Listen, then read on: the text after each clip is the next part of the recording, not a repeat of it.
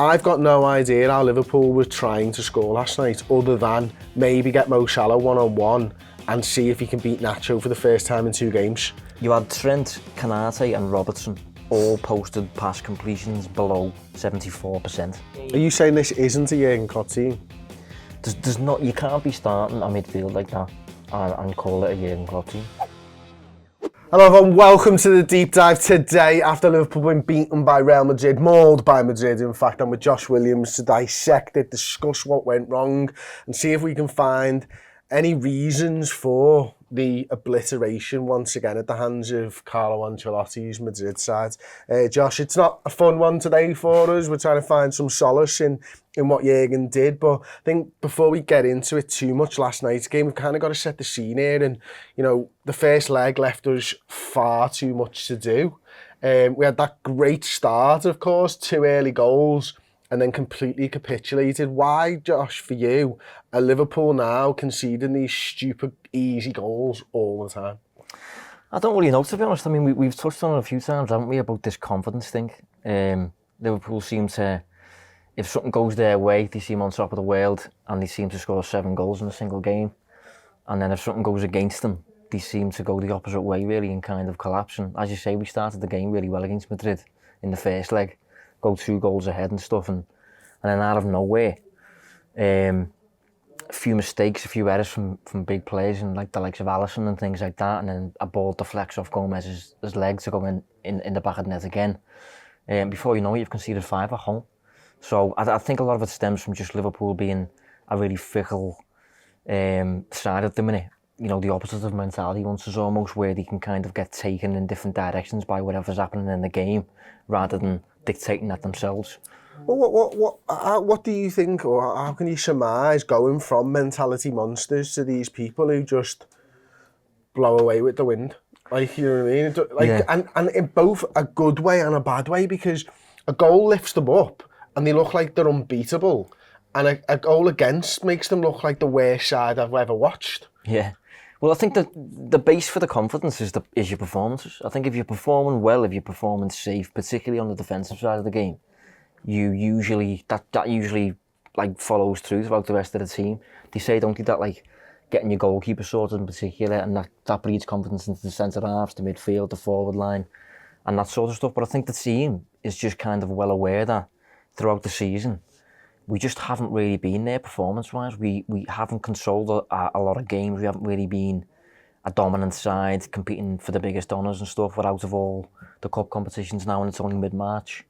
So I think that's where it stems from. And I think obviously there's expectation at Liverpool to not be like that. Whereas if Brentford are playing every week and then 1 week's good, 1 week's bad, they probably just kind of deal with it. Whereas if it's Liverpool and we've just come off competing for a quadruple, it's just almost a bit embarrassing for the players, I think, and I think everyone's looking at each other a bit like, what's going on? What's the problem? That's one of the things that I look around the side at the moment, and you know, there's lots of arms flailing in the air, like when we can see the goal, and it's I don't know whether they're passing the buck or they're frustrated at the people that they're playing with. I mean, last night's goal as an example. You know, we're going to talk about Trent Alexander-Arnold on our second show of the week, which will be on Plus, but like, he doesn't cover himself in glory. Trent Alexander-Arnold just completely switches off to Vinicius Jr. You know, you've got Virgil van Dijk, who is a bit wishy-washy during the goal itself. You've got Ibu Konate, who is aggressive but misses the ball as the ball's played in from, I think it was Camavinga to maybe Benzema or something like that. Like, there's Fabinho as well. Fabinho was a statue. So, like, it's all well and good throwing your arms up in the air, but it's none of you doing your job. It's like, who are you supposed to blame when they're all not doing it? Yeah. This is what I mean. It's like a collective thing, really. And I think Pep Lijnders once said, he said to defend, we need 22 legs and 2 gloves, basically, as in it's a team exercise. And I think throughout the season, from the front right the way backwards, it's been a defensively almost open team for the most part. I think some of that has been tackled a little bit since January, and since Gakpo's operated in the middle as like the 9 who's been a bit deeper, so it's kept the team a bit more compact and stuff. But overall, I think Madrid last night just found it too easy to just move past this front 6 and it's the back four isolated a lot of the time. And I've said before, I don't think it's a coincidence that every centre-back, at least at the club, but you could throw Trent in as well, but every centre-back, all four of them, have experienced a collective drop in standards. There's been more errors, more mistakes, and is weird this because moments. Of this? Yeah, I think it stems from the lack of protection, yeah. I think there's been some errors in there where they just need to do better, simply. But a lot of it does stem from they're just wide open, really. Yeah, no, I agree with that. And, you know, next then, obviously, moving into the game, you seem to have got a little bit of rhythm in the centre of the park over the last few weeks. Fabinho's starting to tick into a little bit more form than we'd seen earlier on in the season. Bajceti's just come in and done a good job in either the 6 or most recently in the 8. Henderson's come in and done a job. Harvey Elliott's been getting better. Going into this game and finding out that Bajcetic isn't going to be available, Jordan Henderson isn't going to be available. Klopp's kind of had his hands tied here, hasn't he? And you know, he's got to change it up. Now, we obviously went to this sort of 4-2-3-1 in possession, maybe a 4-3-3 out of possession, with Gakpo dropping in. What were Klopp's options as you saw it heading into the game against Madrid? Well, I think Ancelotti's previously got the best of Klopp, hasn't he? I think he's got a solid record against them. And I think after... Liverpool in general as well, not just Klopp. Yeah. I think after beating us in the Champions League final last season, I thought it was curious that after the game he described it as easy to decipher. And it's because he knows what to expect, essentially. It's always 4-3-3. You've got your creative fullbacks, you've got your disciplined midfield, and you've got your pacey forwards who flank a false 9 and usually threatening behind in transition and stuff like that. So I think Ancelotti's known what to expect. So I think maybe Klopp was going into this thinking, we've got nothing to lose, we're 3 goals down, and I don't really have much of a midfield, so I'll field 4 attackers. But I do think we saw evidence that, like, fielding more attackers doesn't necessarily just make you more offensive or more attacking or more creative or whatever.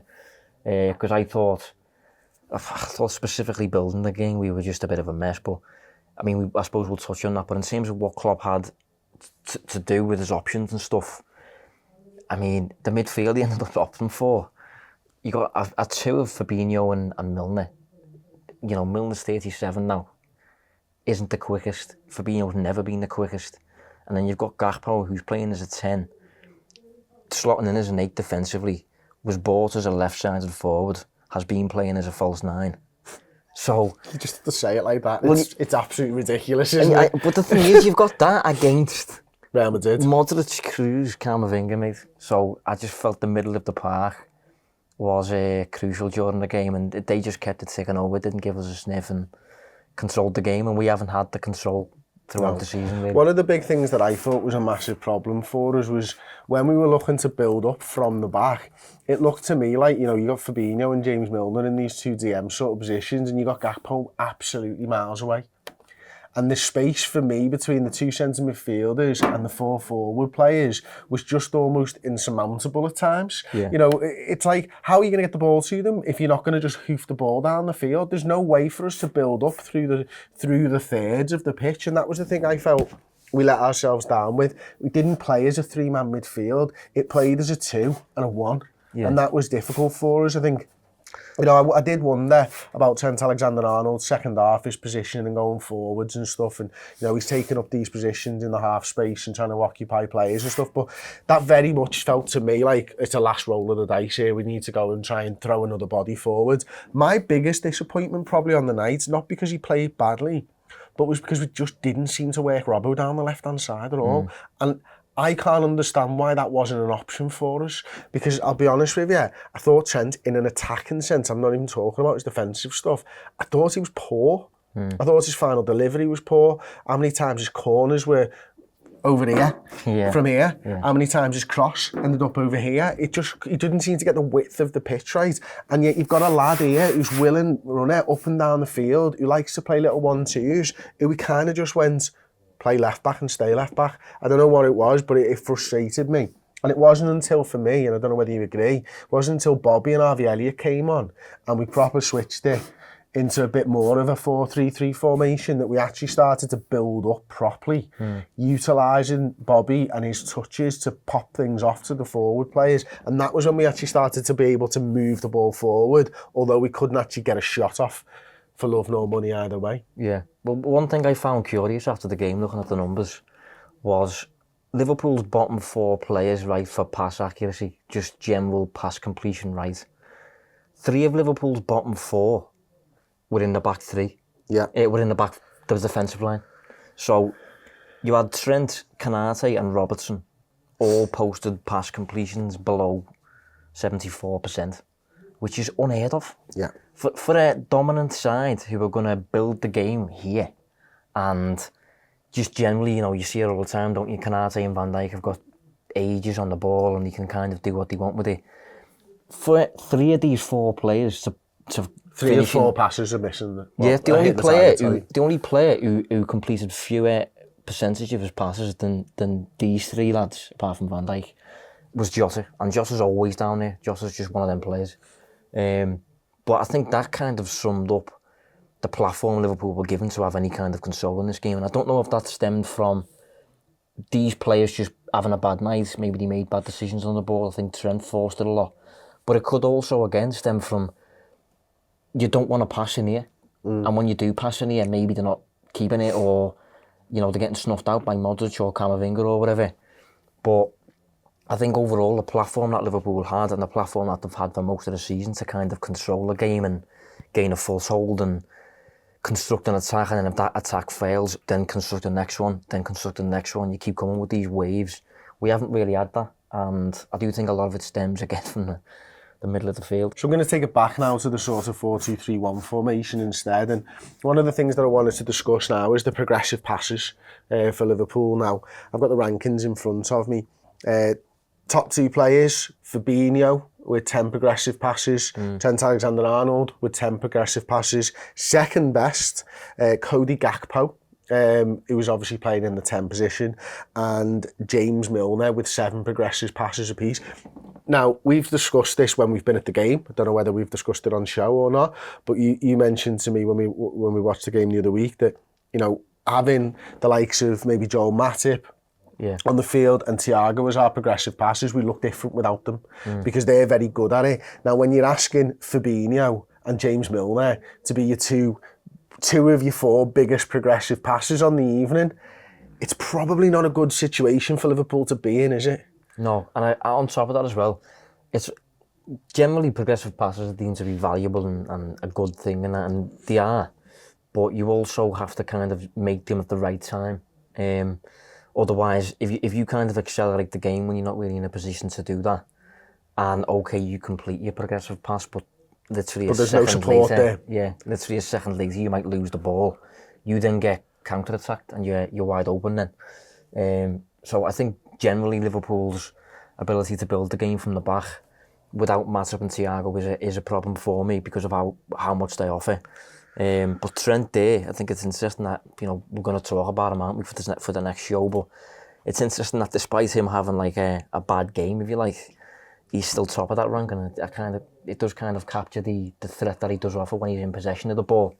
But last night, in a lot of situations, it did feel a bit overload, where he's kind of forcing it at times, and maybe it stems from the whole, like, you know, grabbing the game by the scruff of the neck because no one else is doing it. But when you're doing that from here, it's such a vulnerable position. So if you lose the ball, especially if your centre mids can't run and sweep up the loose ball or whatever, it was just wasn't a great night, was it? What do you think Liverpool's aim was last night? How did you think Liverpool went about trying to score goals? Yeah, I don't know. And that's a concern for me because I was in the same boat. You know, watch the full game, watch the highlights back. You at least normally get a sense of what Liverpool's plan is supposed to be. I've got no idea how Liverpool was trying to score last night, other than maybe get Mo Salah one-on-one and see if he can beat Nacho for the first time in 2 games. Yeah. And it nearly happened in the first couple of minutes where he goes past him. But that was it. Yeah. Like, was Gakpo involved enough for you? No, and I was going to say, you know, even having Gakpo as a unorthodox 10, he looks like an 8 when you haven't got the ball, but he looks like a 10 when you have got it. that 10 space was occupied by Camavinga anyway. So I'm looking at that and thinking like, well, there's no positional kind of edge there really. I think a lot of the time the front four that we had, these four players, a lot of them seem to be like all over here at times, I felt. And Robertson had this wing to himself on his own. I thought Trent was forcing it at times. Didn't really offer too much on set pieces off the top of my head. So yeah, it was just a frustrating game. Another question for you then. Why did he take Núñez off? Well, I've seen the backlash on this. I think Klopp makes a lot of substitutions based on like fitness and sports science. I don't think he makes too many tactical substitutions, which you can criticise him for. Some coaches make more of those. I think, for example, Ancelotti is one of them who makes tactical ones. Ten Hag makes a lot of them for Man United. But I think Klopp's substitutions, most of the time, he seems to kind of ignore what's actually happening in the game, and he'll make a sub based on what he's heard before the game about the player's fitness or recovery or whatever. And you know, I don't know. 2 games on the bounce, we've needed a goal though, and he's taken Núñez off. Can you read anything into that? No, I don't know why he keeps doing that. He's keeping Gakpo on a lot. I've noticed that. And the whole early substitution thing is something that we got from Naby as well. Naby, over the course of his Liverpool career, Klopp has a thing where he takes him off all the time, doesn't he? He never plays 90 minutes, whereas if he plays for Guinea, he's playing all the time. So maybe it stems from... I do think Klopp has this trust thing. I think if he has faith in a player to do a specific thing and he can speak the same language as him and stuff like that, yeah, like Salah. He's never going to take him off. Yeah. And Gakpo though arrived as Klopp's touched on like how he's arrived as this player who will improve us defensively, and he's got his own tactical coach, personal coach. Gakpo, he speaks the language, same language as Klopp. I think Klopp looks at Núñez and Keita as a bit more like just players who feel the game almost and just kind of go with the flow of the game. And sometimes they're absolutely on it, and if they're not, he seems willing to just substitute them for fitness reasons or I don't know what it is. What about you? The Núñez thing was baffling to me because I felt like Núñez was probably most likely to score a goal of all the front 3 players. Yeah. I felt like, well, in fact, I think I might have the stats up here as well in terms of like, even just the most basic thing of his XG on the evening might have been higher than everybody else. So in terms of... He took the most shots, like... In terms of Liverpool players' XG, Darwin Núñez had 0.3. The next closest was Gakpo with 0.1, Diogo Jota with 0.1, and everybody else on the field, 0. So even from that side of things, he's done in, 56 minutes more than any other player on the football field, and yet was taken off. Yeah. And sacrificed, and it's the second game on the bounce. So I don't know why. I think you're probably right. I think the crux of the issue is probably a trust thing. Or it's a sports science thing in that he knows something where he's teetering on the edge, and if he plays him too often, he's going to get injured. And until we've got Diaz back, he can't afford any more injuries in the front 3. Yeah. So that might be it. Okay, next sort of question around Real Madrid then. Tactically, were we beaten by Real Madrid because of what happened on the field and the change to 4-2-3-1 because of the Bajcetic and the Henderson thing? Or were we beaten by a better side? I think it was a bit of both. I think Ancelotti seems to be really, as I said, he's clued up about what to expect when it comes to Liverpool. He knows about the threat and transition and the space in behind and things like that. And I think in a lot of these meetings with Liverpool, he's kind of allowed us to dominate the ball. He hasn't really engaged in much of a high press because if you engage in the high press, your line comes higher, the space comes in behind. So he kind of lets us build in our own defensive third with complete freedom. More of a mid-block, would you say? Yeah. And I think they're more than willing to just retreat whenever they need to. There's never much space in behind. And whenever they do get the ball, they'll play around a little bit here and use crews and things like that. But as soon as the opportunity arises, it'll be across field to Vinicius, who's up 1v1 against Trent, and he'll just kind of run straight at him. And try and win his individual duel there. So I think tactically, Ancelotti just classic is just playing to his strengths, masking his weaknesses, and not really letting Liverpool play to their strengths. But then if you look at away from the tactical side and just like the players on the pitch, I do think that specifically in the midfield, Madrid just had so much control over both legs really, but specifically the second leg. You know, I'm sure he would have stress before the game. Like, we have a 3-0 lead, don't give them anything. Proper experienced, composed, cultured performance where it just remains 0-0 for the whole game, and then they sneak a 1-0 at the very end. It was like... Did they play us at arm's length? Did they have to come out of second gear? That's what I was going to say. I feel like they were in second gear for most of the game, yeah. I feel like if there was an emphasis on the game where they maybe needed to win or whatever, say it was 0-0 at Anfield or something, I feel like they could have probably turned it up a bit more whenever they wanted to, but it was more a case of, we don't need to take any risks. We'll just play within ourselves almost and keep the game at an arm's length, and I think it was exactly that, yeah. Last question then. What hurt you the most about the performance last night? I think for me, going into the game, I don't know about you, but I knew it was going to be like that. No, not me, I'm afraid. No, I had hope. I didn't. Deluded hope. I didn't. You're a proper boring pessimist. I'm realistic, I like to say. Realistic, mate. And I think... Full of shit. That's what I like to say. But I don't know, it's just... I get bored being right, though. I don't want to be right. I want to be wrong. But I want to be feeling like it's a Jurgen Klopp team. And when it feels like a Jurgen Klopp team, you do know anything is possible, the whole doubted to believer stuff. And to go into that game... Are you saying this isn't a Jurgen Klopp team? It's in the works to be that, I think. I think it's... There's not... You can't be starting a midfield like that and call it a Jurgen Klopp team. Because for most of the season, our starting three midfielders are 29, 32, 31. You know, that's not a Jurgen Klopp midfield. Even though they've got the character traits maybe, and they used to have the quality. But we associate Jurgen Klopp teams with intensity, energy, legs, physicality, speed, directness, and Liverpool haven't really played like that this season. So the most frustrating thing for me about the whole night was we had nothing to lose, yet still didn't really lay a glove on them. And before the game, it just kind of felt like that was going to happen. I mean, the media were like throwing up this big miraculous comeback Liverpool are going to do it again, you know, Istanbul and all that, but it never really felt like it was going to happen, really. And the players kind of personified that, I felt. My biggest disappointment from last night was the performance of not getting near them and feeling like you are the second best team on the pitch, and that the other team doesn't have to, as we said, get out of second gear to beat you. And that I think is tough to take. I can totally get to grips with a defeat when you've had more shots than them, and I think you've played well. Yeah. But when a team just goes through the motions against you in a massive tie in the Champions League like this and doesn't have to get out of second gear to put you away, that is a major concern for me. That is much, much more difficult to take than just being blown out the water, to be honest with you, because it's like playing men against boys.